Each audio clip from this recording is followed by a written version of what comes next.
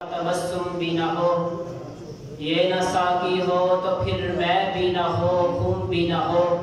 بزم توحید بھی دنیا میں نہ ہو، تم بھی نہ ہو۔ خیمہ افلاک کا استادہ اسی نام سے ہے،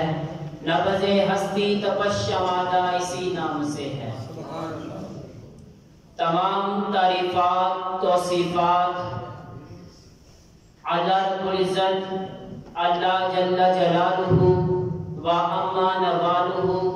و اتم برہانہ و اعظم شانہ کی ذات پاک کے لیے، جو خالق کائنات بھی ہے، رازق جہاں بھی ہے۔ اللہ رب العزت کی حمد و ثنا کے بعد حضور نبی اکرم، نبی مکرم، اللہ کے پیارے، امت کے سہارے، رب کے محبوب، دانائے غیوب، صاحب رکاب امم، فخر عرب و عجم، والی کون و مکان، سیاح لا مکان، سید انس و جان، طبیبوں کے طبیب، ہم سب کے حبیب، حضرت محمد مصطفیٰ صلی اللہ علیہ وسلم کی بارگاہ میں اپنی عقیدتوں، محبتوں اور چاہتوں کا نذرانہ عرض کرنے کے بعد اسٹیج پر موجود جمیع اساتذہ کرام و منتظمین جامعہ شیخ الحدیث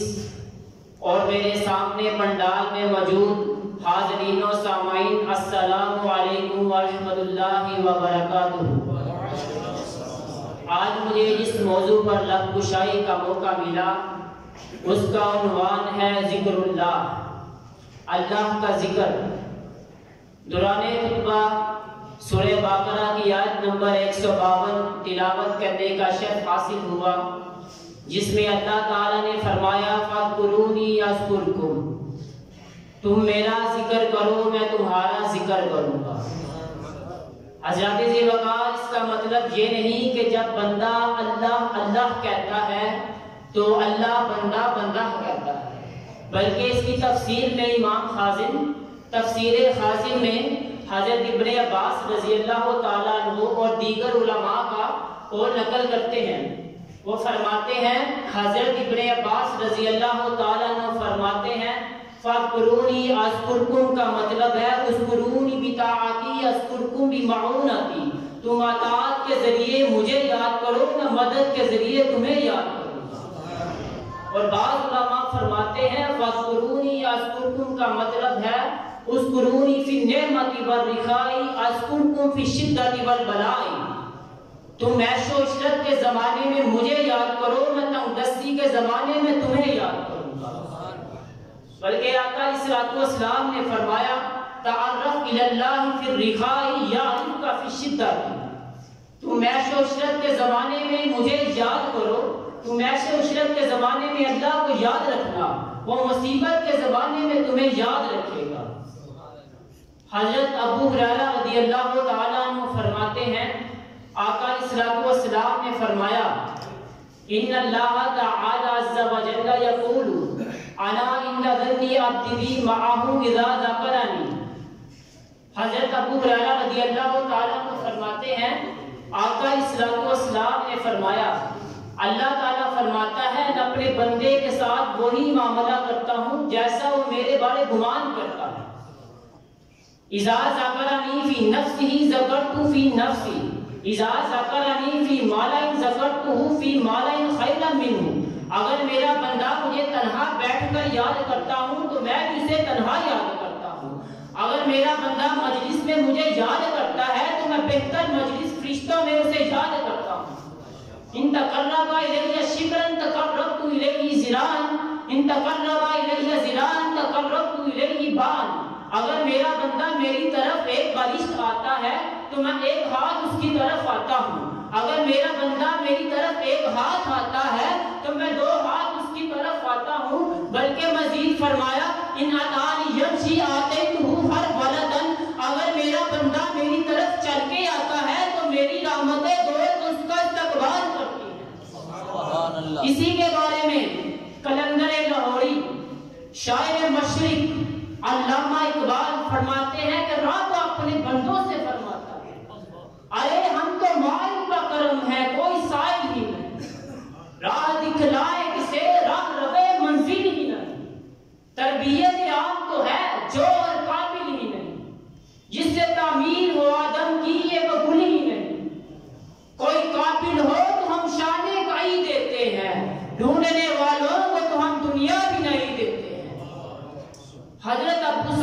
خدری رضی اللہ تعالیٰ عنہ فرماتے ہیں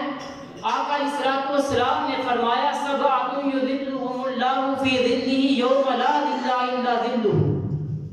فرماتے ہیں آقا علیہ الصلوۃ والسلام نے فرمایا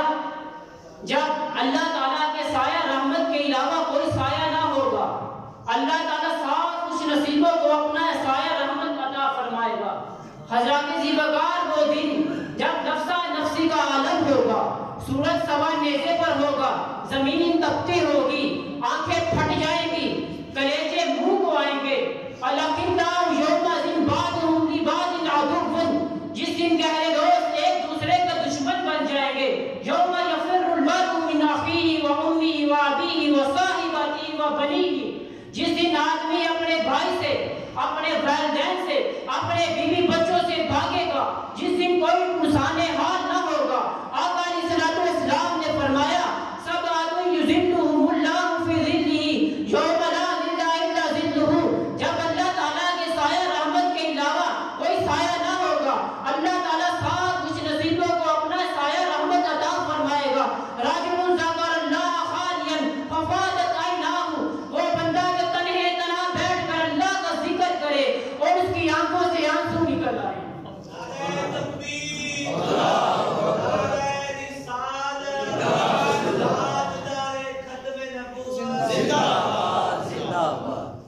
حضرات ذیبقار جس دن اللہ تعالیٰ کے سایہ رحمت کے علاوہ کوئی سایہ نہ ہوگا اللہ تعالیٰ ذکر کرنے والے کو اپنا سایہ رحمت عطا فرمائے گا. اور آج کے زمانے میں عقل مند اور دانات کو سمجھا جاتا ہے, جس کے پاس مال کی فراوانی ہو, الفاظ کا ذخیرہ ہو, وہ زیادہ باتیں بنانی جانتا ہو.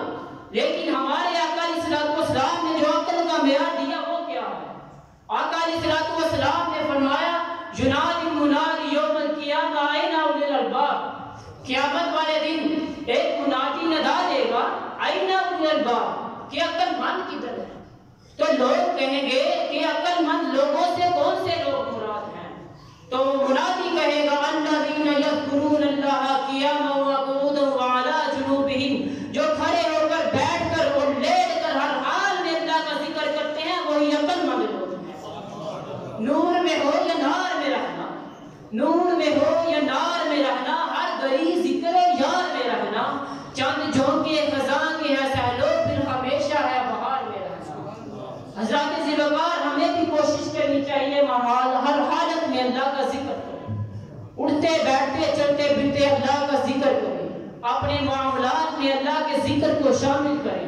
اللہ تعالیٰ سے دعا ہے کہ اللہ تعالیٰ ہم سب کو عمل کرنے کی توفیق عطا